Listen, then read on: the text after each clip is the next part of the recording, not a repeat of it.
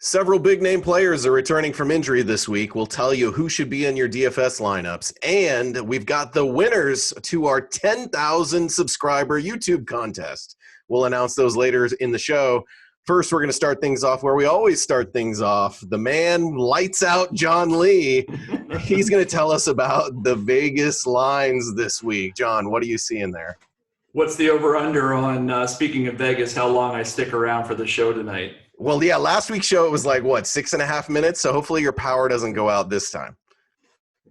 Yeah, let's see what happens. It'll be internet this time, I'm sure. New Orleans at the top of the list this week, going against Atlanta's defense. It's NFC South matchup. Looks like they've got a 32-point favorite be a record for NFL. They have a 32-point implied team total against Atlanta's secondary. There are 3 double-digit favorites this week, New Orleans being one of them. Indianapolis at home against Miami, believe it or not. They've got a 27.3 point implied team total, so we should be looking at maybe Marlon Mack or Brian Hoyer this week. Just beneath that, we actually have an away favorite. It'll be interesting to see what the boys think about this. Baltimore is a 10-point favorite on the road at Cincinnati. I think that might have more to do with the offense on the other side of the ball than maybe the defense. But all interesting takes there. Other games that we should be talking about, Tampa Bay and Arizona, a couple bad defenses and capable offenses. Actually has the highest total on the entire Vegas board, 52.5 points as of Thursday night. So a lot to like this week. In fact, as I look at the Vegas value chart, not a single 3-star defense this week, which is the highest. It's almost the opposite of last week where we knew we were going to have some low scores. This week it looks like we might have some higher scores. So interested to see what the guys think, and glad I made it to this point in the show. Yeah, if you lose power now, well, what are you going to do? You mentioned that Brian Hoyer could be playing this week. Jacoby Brissett had a limited practice on Thursday. So we'll keep an eye on that situation because it is Miami. I mean, you got to start your guys against Miami, I suppose. And Matt Ryan looks like he will be coming back after missing one game, but keep an eye on that one. He got a limited practice on Thursday, and it seems pretty likely that we'll also get Patrick Mahomes back this week after he missed 2 games. Ryan, talk to me. Any of these injury situations interest you for DFS, or are there some other guys you have in mind for quarterback? A little bit of both. I mean, so we'll talk later about how we're looking for value this week. There's no $4,000 Jalen Samuels like there was last week. So Brian Hoyer did pique my interest, but Jacoby Brissett has been practicing, so it looks like maybe he's going to try to come back. But quarterback is starting for me at Drew Brees. So obviously they're at home. They're facing a horrible Atlanta defense. John alluded to the team total. Always a good harbinger of things to come for a quarterback and an offense in general. Atlanta's 28th in your normalized strength of schedule, Austin. They only have 7 sacks on the season, which is just horrible. 19.1% pressure rate, which is the 4th lowest in the league. New Orleans protects the passer pretty well. They're the 7th lowest pressure rate against. So Brees should have time. Brees should have he's got his home, his friendly confines of the Superdome, and all of his weapons are back. Alvin Kamara should be back this week. So Drew Brees is where I'm starting. It's a little tough with value to fit him in, but I'm doing my best. Mahomes is interesting only from a GPP perspective. I mean, again, I'd rather keep it safe with Brees for 300 less, or with Lamar Jackson even for 300 more in cash games. But anytime Patrick Mahomes is playing and at home, you always have to consider it, of course. So that one's intriguing. I think really with him, for me, it's more about his weapons. So we'll get to those other guys later in the show, I'm sure. Interested to hear from the other guys who they like the best in the projected shootout, Arizona at Tampa Bay. I can't quite put my finger on it, but I'm sure both of those guys will be mentioned. So I'll kind of leave the rest of the player pool for the other guys. Devin, what do you think? Somehow misses, are you off Brees? It's a good question. I think the upside is certainly capped in that case. So it's worth asking. I think in cash, Brees is still has 300-yard potential, still has multiple touchdown potential. So I might not be off of him in cash, but I think the upside is capped. What do you think, Devin? That sounds like maybe that makes you I nervous. mean, I can't play Breeze in cash. I think that there's too much of a blowout potential. If I'm looking at cash, I'm starting but one of two guys, and that's Jameis Winston or Daniel Jones. So talking about Winston, I mean, the guy's not a good quarterback. I think most of us know this, but looking at Arizona's not a good defense. So this game is likely going to be one of, if not the highest scoring games of the week. And Arizona's allowed 300-yard passers to three of their last four opponents. In all three of those games, they allowed 3 touchdowns or more. So it's a defense, even with Patrick Peterson back, that just isn't. I mean, it's not a good defense. I don't know about Kyler Murray, and the reason I don't know about him is in his best games, they've been in his best fantasy games. They've been come from behind performances. The offense gets faster. They run up tempo. They run no huddle. That's where he kind of excels. Is in this backyard type football more than your traditional close game situations. So I don't know if his upside's there. The matchup is certainly a good one, but I don't know if I can go to Kyler Murray this week. Talking about Jones, Daniel Jones is cheap. And can we assume he's as good as Gardner Minshew and Ryan Fitzpatrick? Is that fair? No, I don't think so. I haven't seen it. I feel like he's got a higher ceiling, but also a lower floor than each of those guys. All right. Well, either way, Ryan Fitzpatrick and Gardner Minshew have averaged 285 yards and 3 touchdowns over the last 2 weeks. It's a defense that they're falling apart.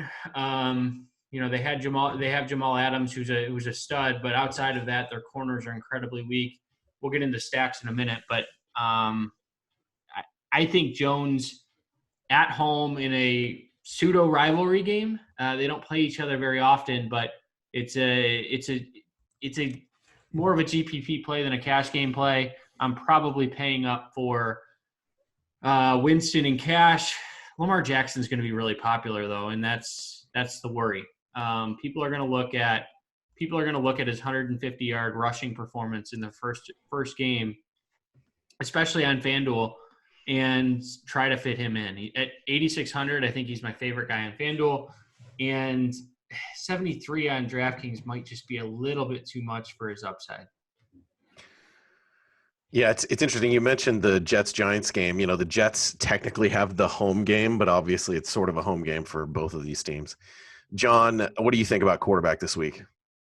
Yeah, I mean, I think I wanted to address a couple of the things. So first start with Brian. You said that you were interested in Brian Hoyer, but you're not so much sure now because Jacoby Brissett is now practicing. They're basically the same price on DraftKings. Were you interested in Hoyer but not Brissett? Is that what I heard, or I'll let you? Yeah, that's a good point. I was treating it strictly as when I started looking at it and wrote Hoyer down, it was thinking Brissett would not play. But you're right. I mean, if it's the matchup is right, I mean, I'd rather play a fully healthy guy, even if it is Brian Hoyer. But you make a good point. I think both are attractive just given the matchup. Okay, just wanted to double check because I was actually surprised at Hoyer's price for what it's worth. And the Daniel Jones thing. I think they assumed that Brissett may not play, and then the matchup, matchup-based algorithm or whatever you call it, brought him up. Definitely what happened there. And, to the Daniel Jones thing, I kind of made a face and pulled up the Jets defensive game logs over the past 4 weeks. They've given up 277, 249, 279, 283. And the last two quarterbacks, as Devin points out, were Minshew and Fitzpatrick. I actually think both of those quarterbacks are better than Daniel Jones today. I'm not so sure in the next few years, but I don't hate that play the more that I look at it. So I'll take back the eye roll that I You get the rushing upside too.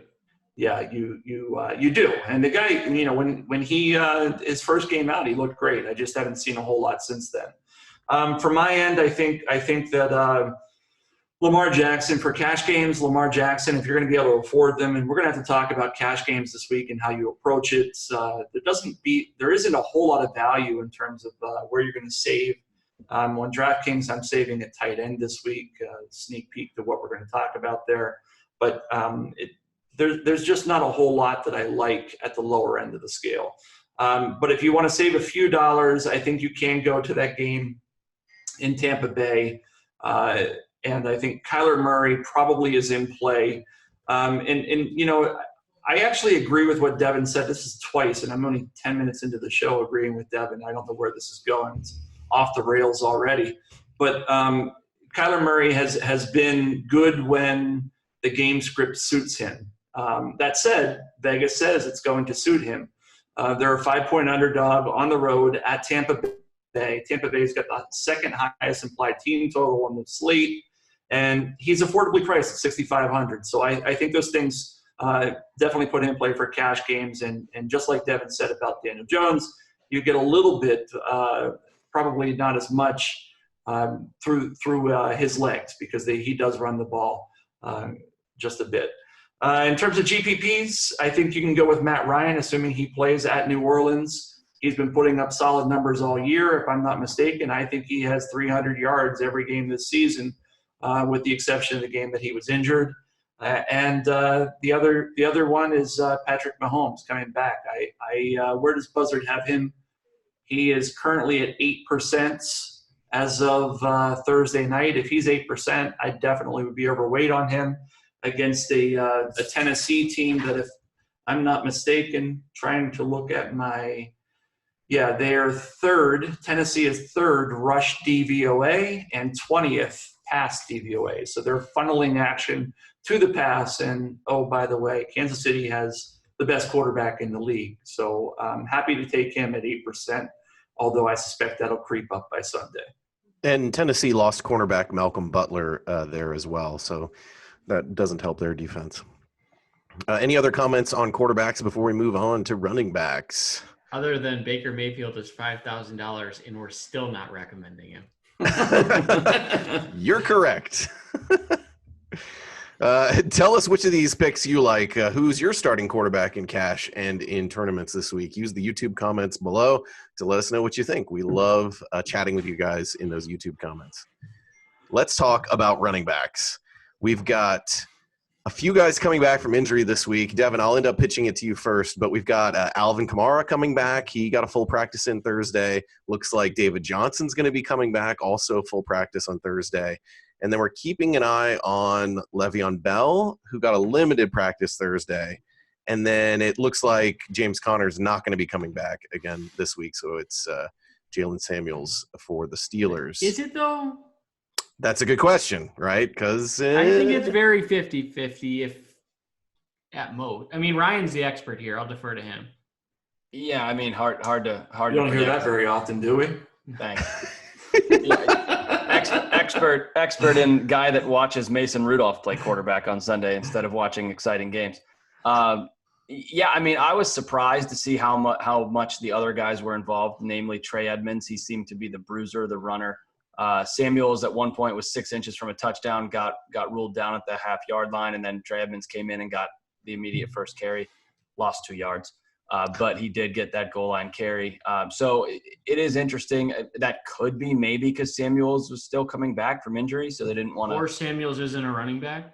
Or that. Last year, though, they used him as one when they had no other choice. Yeah. I wouldn't even say they had someone as good as Trey Edmonds on the team back then, but maybe they did because he's kind of a practice squad guy. A lot of time on Trey Edmonds, so I'll kick it back to Devin. But, yeah, it is. He's not a 100% snap guy anymore. I don't think we can assume that, and his price has risen, so we'll leave it there for now. Yeah. Devin, who do you think? What do you like running back this week? Well, I'll let some of the other guys talk about the top end because there's two that I really like. But I'm going to go cheap for my recommendations here, and I'm going to start with Devin Singletary. I don't think he's going to get 20 touches again, 20 carries. I mean, they ran the ball 32 times last week against the Redskins. And the Browns' run defense we know is terrible. They allowed 92 yards on 9 carries to Phillip Lindsay last week. And they've allowed 70 yards or more to a running back in 5 straight games. They've allowed 70 yards or more to 6 running backs in 5 games. So they're not a good run defense. They haven't been since Christian Kirksey's been out. And Singletary's taking over that offense. It's Frank Gore had 11 carries for 15 yards. The concern is Gore's still going to get the goal line touches. Whether or not he should is a debate, but Singletary is more of the explosive type runner. The next guy I'm going to look at is Ronald Jones. So Ronald Jones is at 4,300 on DraftKings is a great way to save salary this week. He is mostly taken over that backfield. I think Ronald Jones was drafted 2 years ago. He's still only 22 years old. The Buccaneers really like him, and there's a negative bias there as far as he struggled pretty mightily his first year, wasn't ready, should have stayed at USC, but he had 18 carries for 67 yards and a touchdown last week against the Seahawks. So I think he's very much in play in what should be a high-scoring game against the Cardinals. And then the last guy that I have, and Ryan's going to get mad at me for saying this name, David Montgomery. So David Montgomery against the Lions, I know I poo-pooed on him, 3 or 4 weeks ago. But I've been saying it the last couple of weeks is that the Lions linebackers are atrocious. And Josh Jacobs ran right through them last week for 120 yards and 2 touchdowns. Dalvin Cook ran for 142 and 2 touchdowns. Jamal Williams ran for 100 yards. So 3 of the last 4 games, well, I guess all 4 running backs have gone – 4 of the last 4 running backs have gone for over 100 yards passing or receiving. So they're giving up, I believe, the most points to opposing running backs. Mitchell Trubisky's maybe the only quarterback worse than Baker Mayfield. Mason Rudolph. Marcus Mariota. Yeah, he's not a starter.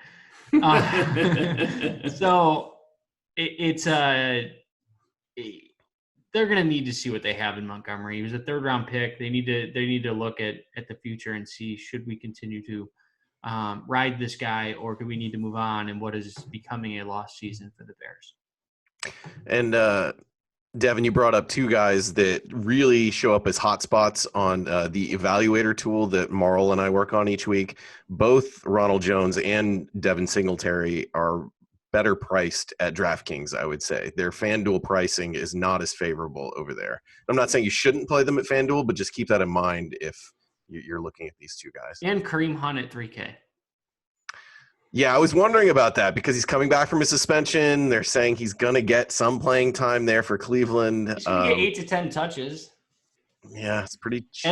As a deep GPP play, I think the other 3 guys on DraftKings are cash viable. If I had to rank them, I would rank them. Well, that's a good question. I think I would go Jones, Montgomery, Singletary, Montgomery. Yeah, we agree. But Jones at 4,300, I think, is one of, if not the only ways to save salary this week in what's becoming a very difficult week. John, what do you think? Who do you got at running back? You have any of these guys? You got some other players? Yeah, I think Jones is the guy at running back that you want to try to get in there because for salary savings, the Buccaneers, excuse me, they haven't committed to anybody at running back. They tried to feed Peyton Barber earlier in the year, 23 carries, 13 carries. He's just trending down 9, 8, 8, 10, 4 last week.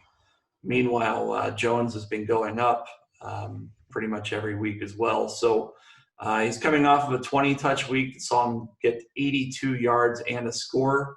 And now he gets that's his 19th DVOA against the rush and haven't really done a whole lot to really push us back. So at 4,300, he's the guy I think I want to, at least as of Thursday night, to lock into my cash games. And then I think I got to spend up after that. I'm not sure I can go with the other guys that Devin mentioned for cash. I don't hate those plays for what it's worth. I think they're more GPP-centric, though. If I'm going to spend anywhere, I want to spend where I know the volume's going to be, and that's typically a running back. And for this week, Alvin Kamara at 8,200 against Atlanta. Atlanta hasn't been able to defend pass-catching running backs for pretty much a decade. I got two reds. I should wait. I'll stop and let them talk about it. When both Ryan and Devin say no on Kamara, I want to stop and hear what's going on. Ryan, what are you saying there? Yeah, so mine's twofold, and it's one of those things is John's last half sentence there is Atlanta has not given up a lot of receptions to running backs this year. They were worst in the league for like 5 straight years, and they're actually, top 5 in fewest receptions against. Why is that? Well, a lot of it is because they're getting killed, right? So because their secondary is so bad that they don't have to do it. But this is a team that actually does this. So it sounds like we're just playing Michael Thomas then. Also, the other issue I have with Kamara is they had a bye week. He's coming off an injury though, and early in the year he was commanding a lot of the touches in that backfield. He got hurt. In previous years, they had Mark Ingram there that they were sharing. They gave Kamara a bigger load this year. He got hurt, and then we saw what Latavius Murray can do. And so now, are we nervous about the balance there at all? I'm concerned that instead of like a 18 to 8 touch volume, we're looking more like a 15 to 11 kind of thing. It might not even be close to that even, but even 3-4 touches here and there, especially if they're high value, can be a big deal. Can take a guy, an 8,000 plus guy from a lock to a little bit of a questionable play. So especially in a potential blowout. I mean, Devin referenced that Drew Brees is not his favorite guy this week because it could be a blowout. Why would you give Alvin Kamara 25 touches in a blowout game? I don't mind Kamara. I can't play him in cash because I'm playing Christian McCaffrey. That too. Yeah, and how could you not at this point? Yeah, that was going to be when if running back got pitched, I was just going to say, like, first thing, can we do the old, like, yellow, red, are you jamming in Christian McCaffrey in cash? Yes or no? Have you built a lineup? I'll be completely transparent and say that I haven't, but I think it's going to be difficult with a 10-5 running back. But if you get him and Jones at 14-8, that's not that bad. It can be done. You can play McCaffrey, Jones, Montgomery, and Michael Thomas, and then you need, you might feel uncomfortable about one receiver, and you already said you're paying down at tight end. So There you are. Yeah. All right. I'm still sticking by the Alvin Kamara take for what it's worth. I actually disagree with a lot of what Ryan said. They're not bringing him back if he's not ready. He's coming off of enough rest that I think that he's going to be just fine. I just don't think they need to. But that's fine. Well, I mean, you're right, but they play Tampa Bay the following week, and maybe they don't need to bring him back then either. Why play him the rest of the year? You got a guy, if he's ready, bring him back, right? Sure. All right, who else do you like, John? Well, now I'm ready for the next red one. What about Nick Chubb, Devin? Can we go with Nick Chubb against Buffalo? You can't throw against Buffalo, so you pretty much have to. Or excuse me, you can't. Yeah, you can't throw against Buffalo. You pretty much have to run against them. And Chubb is $7,000. I think he makes a lot of sense, especially as bad as Baker Mayfield has been. They're going to feed Chubb as long as they can stay competitive with him, and he's a guy that continues to get a lot of action. 24 touches.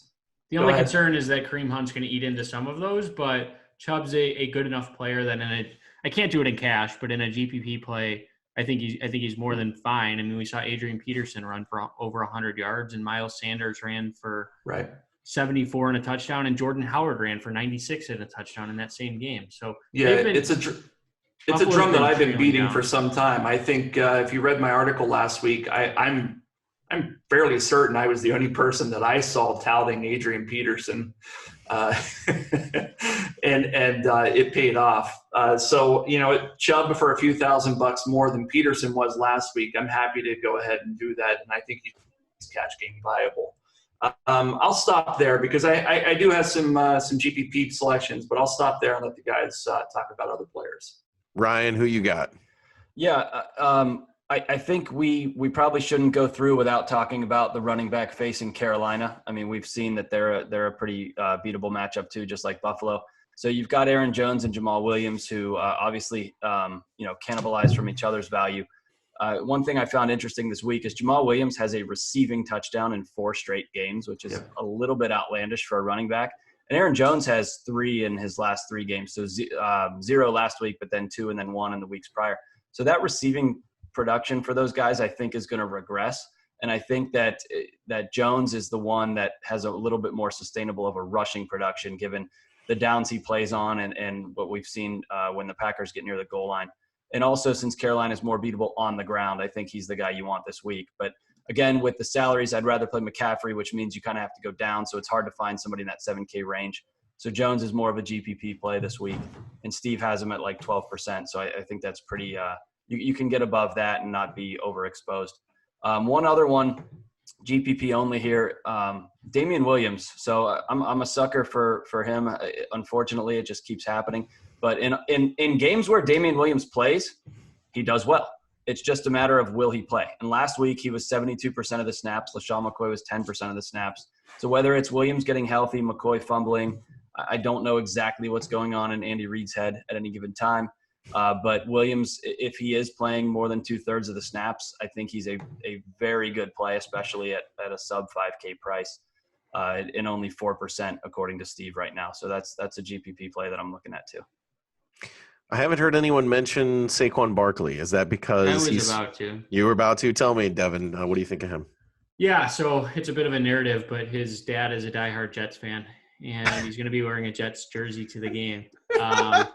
So his dad is wearing a Jets jersey to the game. Hold on. Does he like his dad? He does. Okay. He does. Well, then He gave him the Jets jersey. So, yeah. So about Saquon. So the Jets allowed 7 receptions to Leonard Fournette. They allowed 7 receptions to James White, 4 to Brandon Bolden. They've had trouble with receiving backs over the last couple of weeks. They played Miami last week, so I'm not going to even talk about that. But, Saquon with who is it? Evan Ingram's out. Sterling Shepard is out. Yep. How are they going to move the ball? It's going to be Golden Tate, and it's going to be Saquon. That's all they have. So I think he's a lock for 20 to 25 touches, probably 5, 6 plus receptions, just because they have nobody. They, I don't know if Cody Latimer or Benny Fowler are still on the team, but who cares? Like they're gonna go to Golden Tate and they're gonna go to Saquon. So you're saying McCaffrey's your cash guy. You obviously can't afford both McCaffrey and Barkley in the same cash lineup. But Barkley is a GPP play that's on your radar, is what you're saying. He is, yeah. He would be a stack with Daniel Jones. Yeah, nice. Okay. You can afford McCaffrey and Barkley. Yeah, but the rest of your lineup is absolute trash. I don't hate it. When we get to receivers, Ryan, I want to hear about these magical cheap receivers you're throwing into your lineup. I mean, you have to put Kareem Hunt in there at 3K. I don't hate it. I don't like it, but I don't hate it. Gotcha. All right, take my cash game with that lineup. Anybody who wants to, feel free. You should look at your cash game lineup and say, yeah, I like it. I don't hate it. That's called a GPP lineup, brother. That's true. Let's see. Who are some other running backs we haven't mentioned that should be mentioned? Anybody care about David Johnson coming back? I mean, 5,700 is like the cheapest he'll probably ever be. No, it's going to be a split backfield, I think. I kind of agree, but wanted to ask. Yeah, so that's the concern there, right? I mean, they've got the new acquisition who looked really good in that game last week. Let's see. I don't hate Mark Ingram as a GPP play against Cincinnati. We talked about them being a 10-point favorite on the road. And Cincinnati has struggled against the run for most of the year with ever since they lost Vontaze Burfict. So they've allowed 4 90-yard rushers over the last 4 games. 2 of those topped 130 yards. If you can get past Andrew Billings and Geno Atkins on the defensive tackle, there's not much there. So I think Ingram was someone who was fairly popular early in the season, but he doesn't get a lot of touches is the only concern. So you're kind of relying on a 2-touchdown game, which could happen. And he's decent. He's a decent pivot against Lamar Jackson having a big rushing game. That works. All right, fellas, let's move to wide receivers here. Be sure to hit that subscribe button, hit the bell, and give us a thumbs up. Thanks for watching and listening. Wide receivers, really the only 2 guys that I have my eye on here. Looks like T.Y. Hilton's going to miss a second game in a row. He didn't practice on Thursday. And I don't know if this matters or not, but Preston Williams is on IR. Maybe that means Devontae Parker gets a little bit more looks here. John, let's go to you first. What do you think about wide receivers? I think Michael Thomas is the guy that I want. I'm actually curious. The other guys are super high on CMC. If you can choose one, Is it McCaffrey? I guess it's McCaffrey at 10.5 over Michael Thomas at 8.3. Is that fair to say? I mean, I don't disagree with it, but I think CMC is the running back as Michael Thomas is the wide receiver for cash games this week. 8,300 against Atlanta. They haven't been able to do anything to stop wide receivers pretty much the entire year. Devontae Parker, he's not a killer. He's not the most talented receiver in the world, but given what you said in the lead-in, Austin, about Preston Williams being done, they just don't have anybody else. I mean, they traded away Drake, and they've got Williams is hurt now. There's not a whole lot of depth there on that team, so Parker should, by proxy, get a lot of action. And so I think he's pretty easy 3x value on his salary. And if you're trying to jam in some of those more expensive guys like CMC at 4,800, I think he makes a lot of sense going up against Indianapolis in a game where the game script suits a lot of passing. And then I don't know, a few weeks ago, I think it was Keenan Allen against the Steelers on Monday night or Sunday Night Football. I'm looking at Ryan now. Am I right about this? That I was waiting on a big night on Sunday night from Keenan Allen against the Steelers, and he did not have one, which was unfortunate because I think he had one like pretty much since the 1980s. And if I'm mistaken about that, it was a slot receiver against the Steelers. I was looking to come through for a tournament on fantasy draft, and he did not. That was probably that was a Sunday night game, and Keenan Allen crushed them at the end of last year. But the Steelers have been better at that this year. Yeah, so that's what I was going to say. So how do we feel about Cooper Kupp then this week at 7,300 against Pittsburgh? Coming out of the slot, I think he's a guy that continues to get heavy usage. I don't hate him in cash games either. And I'm looking at Ryan, and he's saying he's giving me the. I never hate Cooper Kupp in cash games, except for when I always hate Cooper Kupp. Except for when McCaffrey's 10.5K, Michael Thomas is 8.3K, and there's really not a lot of other value on the board. In general, sure, he's super safe, and which is the perfect lead-in for all the low-price guys you have that you're going to offer up in this section, because I haven't heard them yet. I've got a couple. All right, hit us, Ryan. Just waiting for my turn. So DJ Moore's 5,200. DJ Moore has 95 air yards per touchdown this year. He has 1 touchdown on the year. So that is the most of any player that has a touchdown. There are among receivers with 50 or more targets, there are only 2 that have 0 touchdowns. Those are Mike Williams and Christian Kirk. So DJ Moore has some big touchdown regression coming his way. He's one of 6 top 36 wide receivers on the year with no touchdowns in the last 5 weeks. He got tackled on the 1 last week. And John, I think it was your column I read that he had the most targets of any guy without a 100-yard game. He went ahead and got the 100-yard game last week. He's going to go ahead and get the touchdown this week. So DJ Moore's 5,200. If you don't like him, his teammate Curtis Samuel is even cheaper. He has begun to right the touchdown regression situation by catching a couple here in recent weeks, but he's also a talented player getting a lot of targets. Same price as DJ Moore, Christian Kirk. So we talked about the Tampa-Arizona game. Arizona's going to score, and they're going to do it some way. If that happens to be between a Kenyon Drake, David Johnson committee that nobody plays, then so be it. But Christian Kirk's the best receiver. It is now November 7th, which means we're about 5 weeks past when Larry Fitzgerald when Larry Fitzgerald expires every year. So Christian Kirk back from injury, Larry Fitzgerald now old. AARP card is being played. So Christian Kirk, I like a lot this week. Similar situation in Cleveland to last week where Odell Beckham's going to be dealing with an elite corner. Jarvis Landry's still sub 5K, still very good. So he's 4,900. He's somebody I'm entertaining. I like the other guys that I mentioned. Jarvis Landry's good? Yeah, he's good. Have you been watching football this year? He's been good this year. I will say, okay, fine. His profile this year is better than a guy who runs 4 yards and stops and catches a ball like he was used in Miami. Okay. Going even further down, somebody that only our esteemed IVC guys are recommending here is Demaryius Thomas at 3,500. I don't know that I can do it because every week the IVCs say that I should do it, and he's getting the volume, but he's not getting the production, so that's pretty tough. And then one GPP shot, and it's not two. It's not on the cheap. Tyreek Hill, we haven't talked about him. We got Patrick Mahomes coming back. It's a great matchup for outside receivers. And the other one here is Allen Robinson. So we know Chicago's terrible, but Allen Robinson has an 11-yard ADOT, and Detroit allows a 10.3-yard ADOT, which is the highest in the league. So if Mitchell Trubisky can actually be competent, I like Allen Robinson because I don't think anyone's going back there after one catch last week.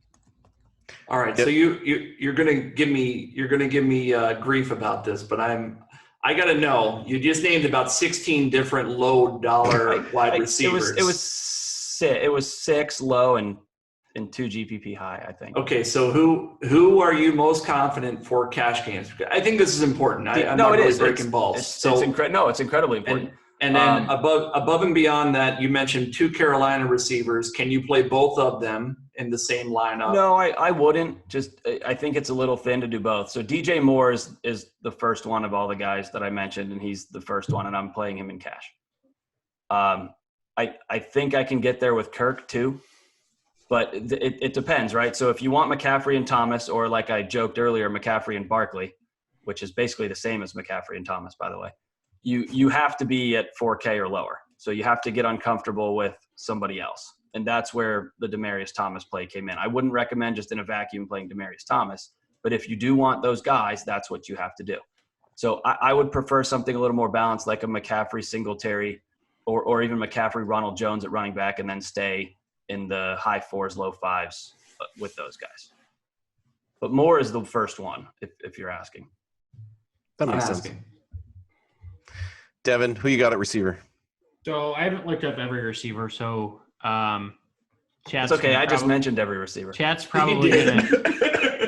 is probably going to find a receiver not on this list that's done this, but there have been 2 receivers in the NFL this year that have gone for 50 yards or more in every game so far this year. Do you guys know who they are? Oh, wow. First one we've already talked about, which is pretty obvious. Mike Thomas. Yeah. Second one, John Brown. 5,800 on FanDuel. Why? I have no idea. Like it makes zero sense why his price is still 5,800, other than they haven't adjusted his algorithm for the volume that he's getting. He's their only guy. So the only other receiver that's seen more than 10 receptions this year in Buffalo is Cole Beasley. And we all know Cole Beasley is not a good receiver. So sorry, John. John likes him. Yeah. So he's a guy that on FanDuel especially, on DraftKings he's 6,000. They've gotten their pricing a little bit better there, a little too expensive, but on FanDuel he's almost a must play for me. And I talked about Golden Tate a little bit. I do like Golden Tate. He's going to see 10 plus targets at 5,900.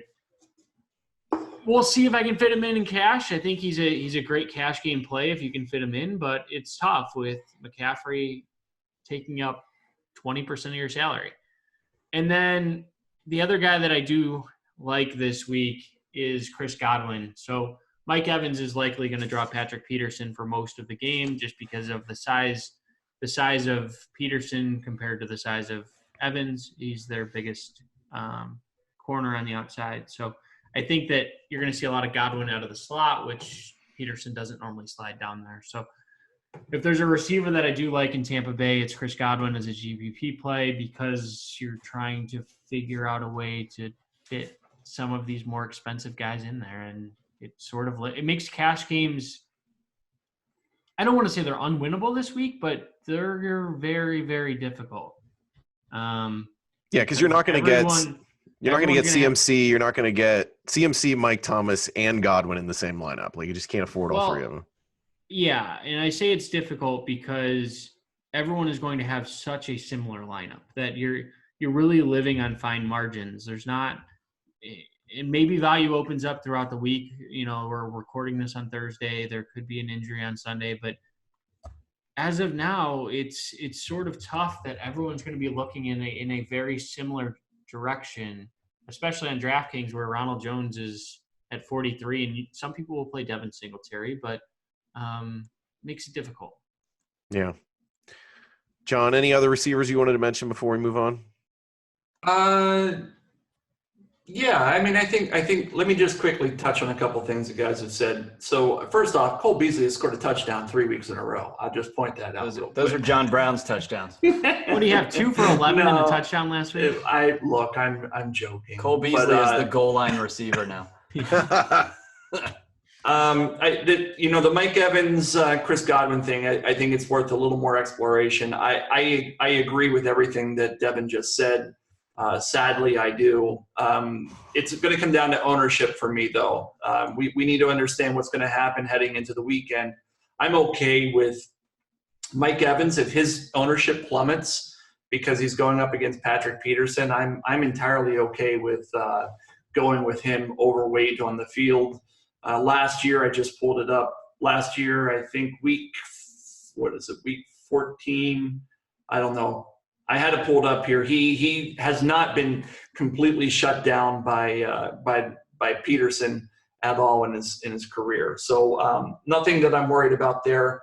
I'll save one of these for a stack, and I'll point out that I had Christian Kirk as a GPP play, not a cash game play like Ryan, but I think he could be borderline. And if you wanted to really fit those guys in, I wouldn't hate you for it. What about Zach Pascal? He's a guy on my list. I mean, last 3 weeks, he had 6 for 106 and 2 against Houston. Got shut down against Denver for 1 for 6. And then last week with no T.Y. Hilton had 5 for 76 and a touchdown. So he's 3 touchdowns in their last 3 games. I think the issue there is Marlon Mack, right? This is I think there are only 2 teams in the league that run the ball more than the Indianapolis Colts, and they are 10-point favorites at home against Miami. Especially if Brian Hoyer's under center, I just wonder would they just feed the ball to Marlon Mack 25 times and take home the easy win. That's the concern I have there. But it for me it always comes down to ownership and playing game strategy. So I do think that he certainly can beat some of those cornerbacks there in Miami.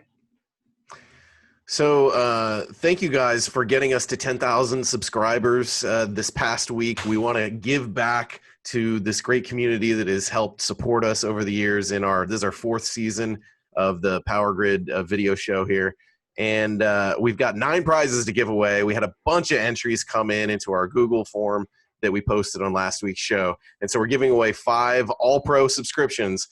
These will hopefully show up in your account associated with the emails you sent in the form over the next few days. But the winners were Christopher. Sorry if I butcher any names here. Pronunciation is not a strong suit of the Power Grid, and I am not immune to this. So Christopher Fiumano, Terry Barton, Jim Cannon, Paul Hannon, and Mike Edgar. You all won All-Pro subscriptions. If you've already got one this year, you're going to get one next year. And either way, you're going to get one next year and finish out this year. We've also got 3 DFS advisement sessions with, the guys here. We've got Steve Cunningham, Jeff Kellen, and Peter Schickler. We're going to email you guys and work out the details on how to connect with our analysts here to try to give you some one-on-one advice on your lineups one of these weeks. And then we've got a giant Football Guys swag bag. The winner of that is Teddy Milio. So thank you guys so much for submitting. Thank you guys for subscribing, and thank you for your support. We couldn't do this without all of you guys. So we like to give something back. Let's talk about tight ends. And we're going to go to Ryan first for tight end. Let's see if there's any injuries we're looking at. We already mentioned Evan Ingram. Looks like he's out. I don't think any of these other injuries matter all that much, but maybe you guys will disagree. Ryan, who are you playing at tight end? Yeah, I think it's been made pretty clear where I'm spending my money this week. So I'll leave the high-end guys for the other gentlemen here. But the 2 that I'm looking at primarily, Mike Gesicki for Miami. So last week he was 6 for 95 on 6 targets. The Colts cover receivers pretty well, and they funnel targets to the interior of the field. He played 61% of the snaps last week, which isn't awful, but also isn't great. But he has 40 or more yards in 3 of his last 4. They've lost Mark Walton. More importantly, they've lost Preston Williams. Their other tight end is somebody named Durham Smythe. I had to find that out today just looking at game logs. Never heard of him. So he'll be on the field. He's hyper athletic. We've talked here in this show that I don't love tight ends who catch and fall. And despite that, my other tight end here is Rhett Ellison. So 2,500 stone minimum, dynamite transition there. Thanks guys for the props. But you mentioned Evan Ingram was out. So Rhett Ellison, it's not a good play, but it's basically free, and I want to spend my money somewhere else. The guy has gotten 7 targets this year in a game where Evan Ingram was out. I'll take targets 4. all year? No, in one game that Evan Ingram was out. He probably has 7 targets all year in the other games, but in the one game Evan Ingram was out, or one of the games, he got 7 targets. I'll take 5 for 2,500 and roll the dice.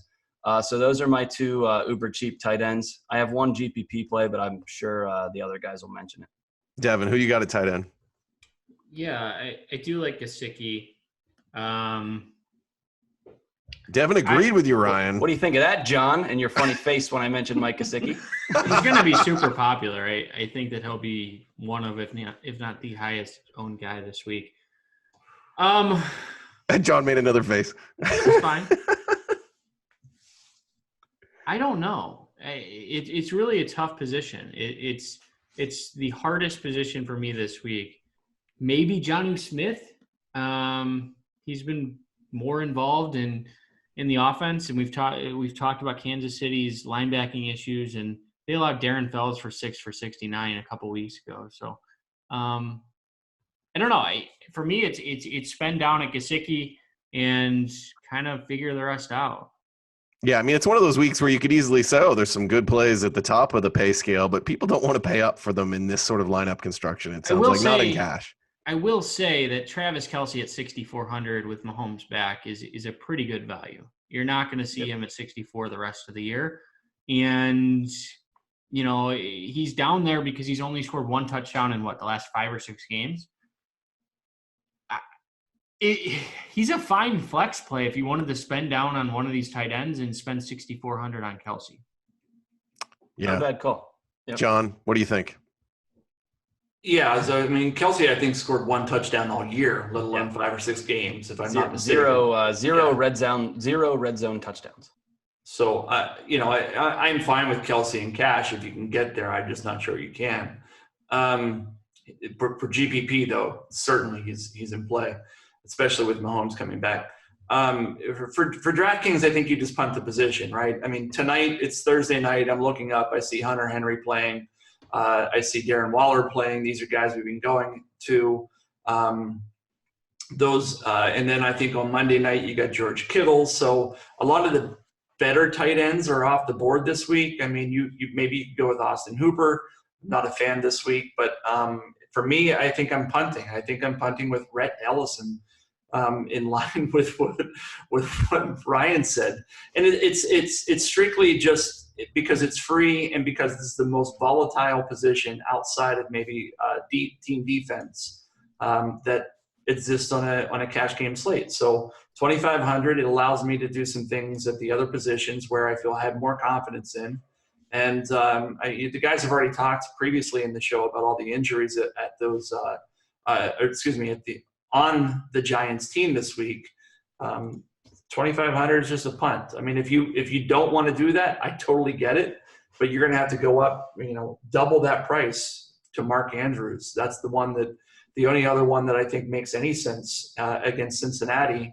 5,200. I mean, there's not a whole lot of receiving talent outside of Marquise Brown for the Ravens, and Mark Andrews at 5,200 makes sense to me. For GPPs, I've already talked about Kelce. I think Eric Ebron is interesting against Arizona. A lot of folks are going to be on Jack Doyle coming off of against Miami. You mean against Miami? I'm sorry, against Miami. What I was thinking was a team that was really bad against tight ends, and that does hold true. And these guys continue to get plenty of looks. I think we saw today on Twitter, if I'm not mistaken, Eric Ebron had a private meeting with some of the coaching staff. Narrative, squeaky wheel syndrome. So we'll see whether or not that comes to fruition. He's 3,900, so I don't hate that play. And then I'm curious to know what the guys think. Are we just off of tight ends in Tampa Bay this year? Because, I mean, that's where I was ahead of myself. But they're playing Arizona, who has been dreadful in defending the position. Cameron Brates is out, and O.J. Howard is back. Are we okay with O.J. Howard at 3,300? I think is really – it's an interesting topic. I like it. You like it. Oh, my God. He likes it. He really likes it. I was going to say Howard, so I like it. All right. Yeah, I like it too, for what it's worth. I was just curious. GPP only, but I like for sure. For sure. It's like it's a good price leverage off the Gesicki chalk, which is really weird to say. And not just the Gesicki chalk, but let me pull up Buzzard's projections. I'm going to guess, Mike Evans and Chris Godwin, as of tonight, are 2 and 3. Yep. And if those guys go off that high, that's going to mean that O.J. Howard's going to be pretty low, and he looks like the 7th tight end off the board. And Ronald Jones too, which we've established should be popular. So Yep.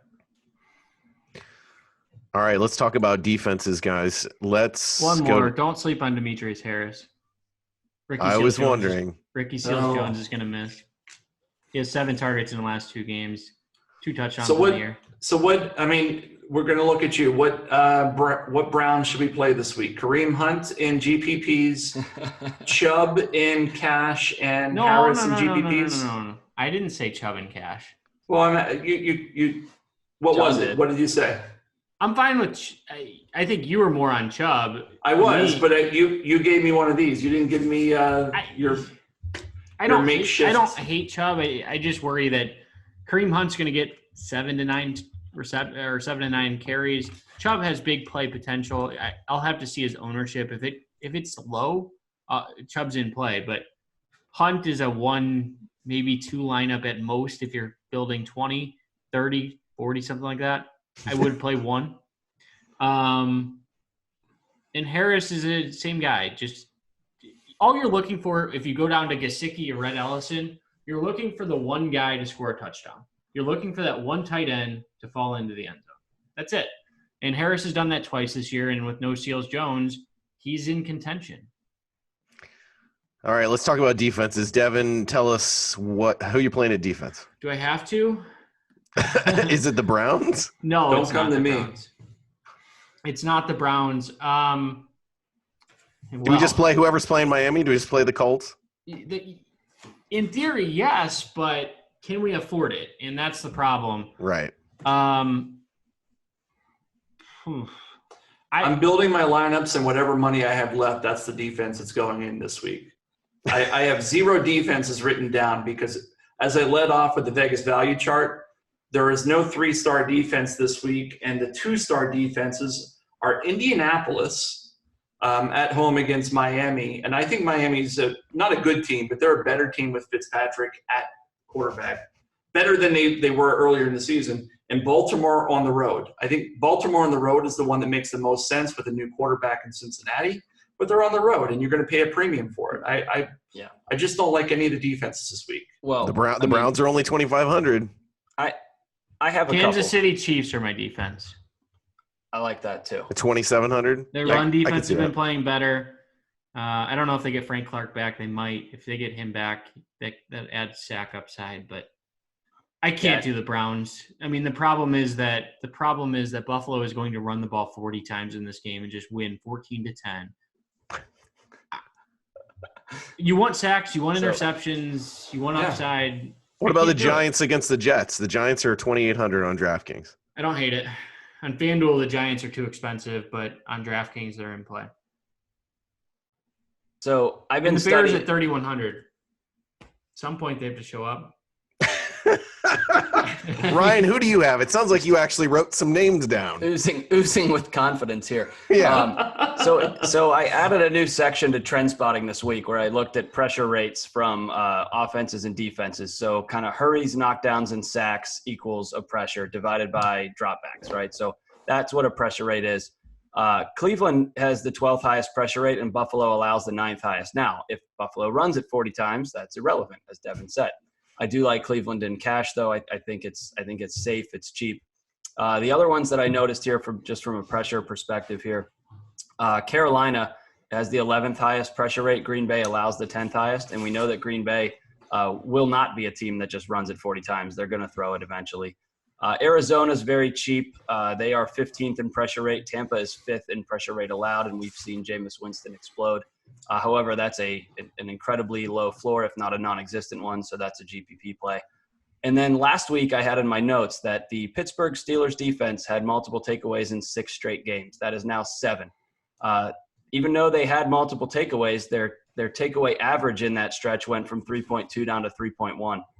And they have 4+ sacks in 5 games this season, and they had 5 sacks last week. When the Steelers are at home, they're in play, especially this year now with Minkah Fitzpatrick. As long as TJ Watt is healthy and Bud Dupree is healthy, they're generating a ton of pressure. They're intercepting the ball. Jared Goff has not been good against pressure in his career, and the Rams' O-line has not been great this year. So, again, it's not cash because the Rams are a 30-plus point candidate in any given week. But the Steelers are in play too, and they're only 2,600. So I like a number of defenses in that range, and I will not go above 3K in any – I guess in a GPP maybe, but not in cash. But it sounds like your defenses, because I like 0 defenses this week. I don't love any of them, but I'm willing to click them at least. Yeah, gotta click something. You better, because you're losing. Well, all right. Again, I'm not going up to Baltimore or New Orleans or Indy. Just not going up there. Yeah, so it sounds like if you're gonna pay down, it sounds like, Ron, you like the Browns enough for cash, and the Steelers for GPP. And if you happen to have boatloads of money, which isn't going to happen this week, then maybe you're looking at the Colts. That's right. Play the Falcons at 1,500. Oh my gosh, that's John's theory. Spend what's left. That's an awful idea. Spend what's left. That's an awful idea. Let's talk about stacks. Who's got some stacks they want to talk about? Stacks. John does. Go for it. I talked about a lot of the stacks I like. I think you can the chalkiest stack is going to be Breeze, Kamara, and Michael Thomas. Team stack, trying to get all the points, because, who else catches the ball or touches the ball in New Orleans beside those guys? I heard the guys earlier talking about Latavius Murray. Maybe he does get in there and steal some looks. But I think you can do that and then come back with a guy like Austin Hooper. Don't hate that.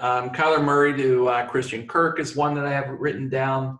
I think you can do Marlon Mack with the Indianapolis defense, running it back that way. And then I have some other ones I think we've talked about, but I'll close out by saying, in line with what Ryan was saying, there is our IVCs really call out those Carolina wide receivers, and yet nobody ever talks about Kyle Allen. And if those receivers are good plays, then somebody's going to throw it on them. So I think that Kyle Allen, you could almost, if you're talking about the Millionaire Maker this week, which is a $100 buy-in, I don't hate the double stack with Kyle Allen, DJ Moore, Curtis Samuel, for the reasons that Ryan talked about earlier, and run that back with Aaron Jones, who I think you also talked about, if I'm not mistaken, because Carolina runs a run funnel defense in the sense that they're tough to throw against, but they give up a lot of yardage, and I think they're dead last DVOA defense against the rush. So that's my picture guy for normalized strength of schedule this week is Aaron Jones. Great. Yeah. Ryan, who do you got for stacks? Yeah, so John mentioned the Saints-Falcons game. That's one that I think people are going to want to stack, but there's a very clear path and a lot of money to be spent with the one he mentioned. I think you can go another way in this game. I don't know what my affinity is this week for cheap wide receivers, but in New Orleans, you could use either Ted Ginn or Traquan Smith, both of whom are under 4K, both of whom are a big play waiting to happen. And then Russell. I knew it. And then Russell Smith sucks. I don't know why people like him. Who? Trey Quinn, you said? Traquan Smith has 5 targets this season. He's been hurt for like 6 games, John. Call it Josh Hill. I'll go with that. Jared Cook's back this week. If you're going tight end, it's Jared Cook. And then shout out to I guess our fellow staffer here, Dan Hendry was the first one to mention this, but Russell Gage in Atlanta has taken on at least in the 1 game sample without Mohamed Sanu, has taken the slot role in Atlanta, and he's also uber cheap. So if you just want a piece of this game and you don't want to spend up, those are the guys I would recommend. Again, they're admittedly thin, but they're under $4,000, so they should be. Devin, who you got stack-wise? So I mentioned Saquon and Daniel Jones. I think that is one that I really like this week. I'm going to stack Mahomes and Tyreek Hill, and then Mahomes and Kelsey. I think a lot of people are going to – I don't know the ownership, but a lot of people are going to try and get off of Mahomes. I mean, his first week back, I think he's going to come out. Tennessee is very difficult to run the ball against. They have been pretty good all year against the run. And Kansas City, I think, is going to want to get right, and Hill and Kelsey are the way to do that. I also think it's a little bit of a narrative, and I'm all about the narratives this week. But yeah, Aaron Rodgers and Devontae Adams. So it's Green Bay was embarrassed last week against the Chargers. I think there's really no other way to say it. They had 50 yards in the first half, something like that. And I know the matchup it's not ideal. Carolina's secondary isn't as good as what they started out. They gave up 330 yards to Ryan Tannehill and 400 yards to Jameis Winston, 374 to Gardner Minshew in 3 of the last 4 weeks. They started off really hot. They're not as good as what we think they are. So Rodgers and Adams is finally getting healthy. I think that this is a week that he could produce, and I don't think very many people will have him. All right, guys, that wraps up our stacks. Let's bring it home with some parting thoughts. What do you advise people to do for week 10? What are some final thoughts here? John, what are your parting thoughts? My parting thoughts are I don't have any right now. Come back to me. All right. Ryan, parting thoughts. I guess it's cheap wide receiver week. So enjoy all those mid 4K wide receivers and jam in your running backs. That's apparently been my brand today. But yeah, don't overextend yourself on players you don't like I apparently am doing during this show. So just be cautious with your format and with your strategy, depending on what you're doing would be the advice. And in week 10, you probably don't need it, but it still applies no matter what the week of the season. And congratulations to all of our 10K subscriber winners. You deserve it. Devin, what do you think? You got like an article you want to recommend, or don't play cash this week, even though I'm writing a cash game article. Just don't play cash at all? Wow.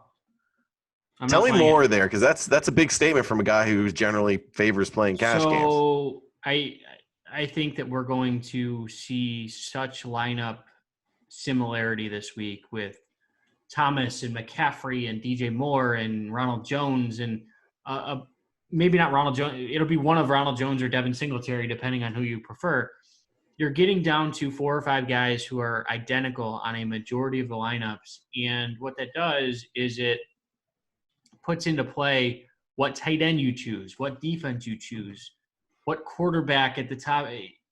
It's very thin margins and more luck driven as far as what tight end is going to catch a touchdown or what defense gets an extra sack. I like no defenses this week. I think I made that abundantly clear. I don't want a cash game lineup determined by what defense I choose. There's going to be too much overlap, too much similarity. I'll play a little bit here and there, but if I'm playing the 3 and 5 man contests. I'm not playing head-to-heads. I'm not playing 50-50s just because the lineups are going to be too similar. It's one of those weeks. John, we're back to you. Is your parting thought when you buy a house, don't give the keys of your new house to the person you just sold your previous house to? I hope they're not watching. They might be visitors tonight. If now that you've told the world that so they didn't know gave the wrong keys. No, they didn't know. They still don't know, as far as I know. Tomorrow Why morning. don't these keys work? Let's just go house to house and see which key this fits. My fear is that the guy is not. He's going to come home and rely on that to get in, and it's not going to let them in. Anyhow. What's your parting thought, John? My parting thought, actually, I'm glad that Devin said what he said, because I think, he's a cash game guy and I'm more of a tournament guy. And what he said actually resonates with me. I actually kind of agree. We've been debating on where you're going to get value. There's going to be a lot of kind of stars and scrubs build this week. And typically what that does, it creates a lot of overlap. And those are the weeks that I love. I love to play GPPs on those weeks because the ownership becomes so inflated on certain players that we wouldn't ordinarily think about, like Ronald Jones. I'm not calling Ronald Jones a bad play, but how many times have we talked about Ronald Jones on this show this year? We're in week 10, and we mentioned his name a bunch tonight. If he ends up at 20% owned, you've got to think about whether or not you want to fade him or not in tournament play. So if Devin's not playing cash games, typically what that means is GPPs are going to be really soft. And this is a week where if you're more of a cash game player, maybe you want to play a little more GPPs. Yeah, I like that parting thought. Those are really good points, guys. That's it for our show. Check out all of our content over at footballguys.com. We'll be back next Friday morning with our Week 11 episode. On behalf of John Lee, Devin Knotts, and Ryan Hester, I'm Austin Lee saying thank you for watching and thanks for being a football guy.